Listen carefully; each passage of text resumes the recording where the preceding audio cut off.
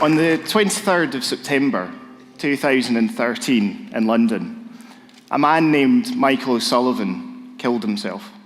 Now, that would be a tragic event in any circumstances, but what was most shocking about his death is that the coroner's report listed the DWP, the Department of Work and Pensions, as a contributing factor to his death.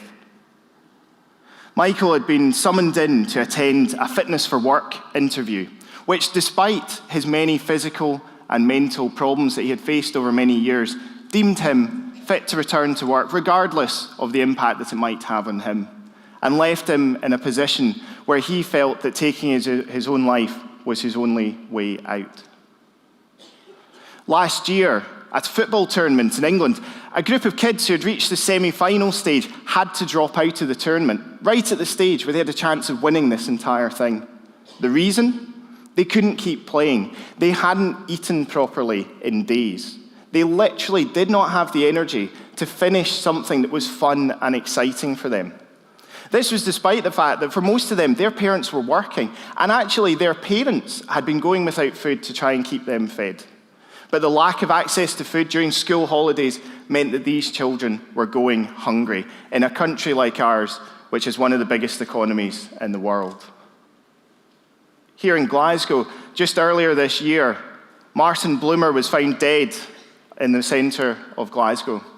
He had been living homeless, and he died in a cold Glasgow night. On average, 4 homeless people are dying in this city a month, despite everything we have access to. This should be a source of national shame and national outrage, and yet it ends up looking like statistics. These are only the tip of the iceberg, only a few of many, many stories happening around us. How have we got to this stage? The problem is that we created a welfare state in the post-war period. The country came together at a time when we'd experienced devastating loss of life, of property, of resources, and made a decision across party lines, across social boundaries, that actually we had a responsibility to each other, that people should be protected from the cradle to the grave when they were at their weakest. Yet we see now a system where that right to protect you and get you a house didn't help Martin and those others dying.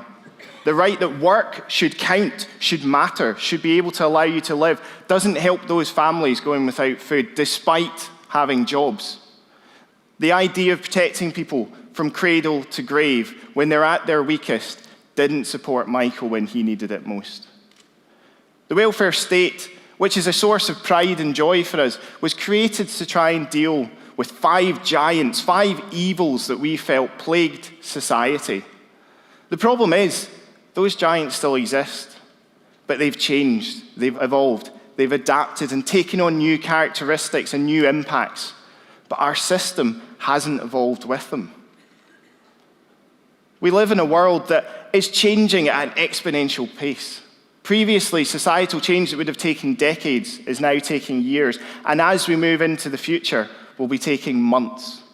We have to learn how to adapt with that. We have to start to have space where the challenges and opportunities we face through globalization, climate change, artificial intelligence, robotics, and so many other areas can help us to grow, to open up opportunities for creative lives for our citizens and not keep us trapped where we are. The theme of today has been about lead or follow, and that's exactly what we're faced with now. We look at these looming changes, and we can choose to wait. We can choose to hope that maybe enough of us can just about manage, can just about get through, that we can cope with the ever-increasing concentration of wealth and resources into a smaller and smaller focus of society is sustainable, that we can cope with the environmental challenges, and that hopefully not too many people will be lost during that process. Or we can choose to lead. We can choose to find a new social contract, a new approach to society that actually lets us take those opportunities and flourish with them. And I believe here in Scotland, we have that chance to take that leadership. And I think it'll be rooted through the introduction of a basic income. Basic income, the idea that every citizen receives a payment every month from the state directly into their account isn't a new idea. It's been around for centuries, but it's an idea that fits the world we're in and that we're moving into. It has three core components. It's universal, it's unconditional, and it's secure.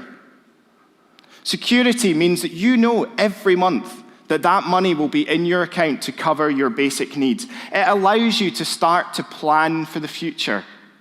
When so many people are living and working through jobs where they're not sure how long their employment is going to last for, with zero-hour contracts or short-term employment, this gives security to look to the future.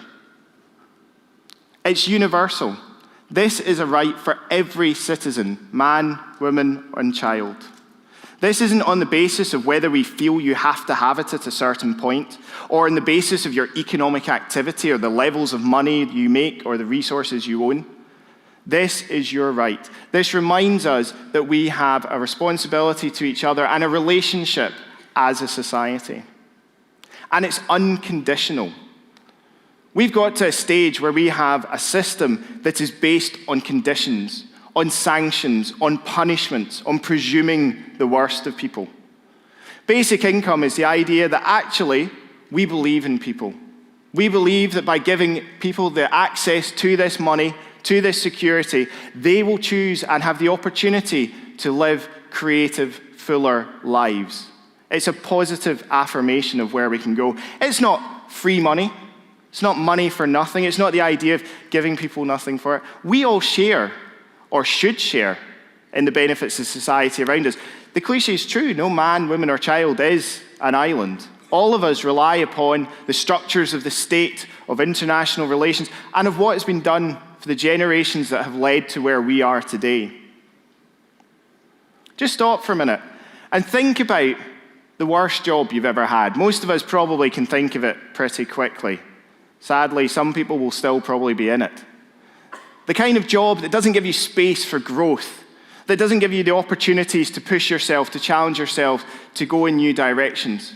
In many of those cases, we had those jobs because we had to. We have to pay the bills. We have to survive. Imagine access to a secure form of payment every month that allowed you to make new decisions. It doesn't mean you won't work in that job, but you may choose to work less in it and do something else for your other time. You may have the confidence and the security to challenge some of the working processes. It gives you the space to make decisions for yourself.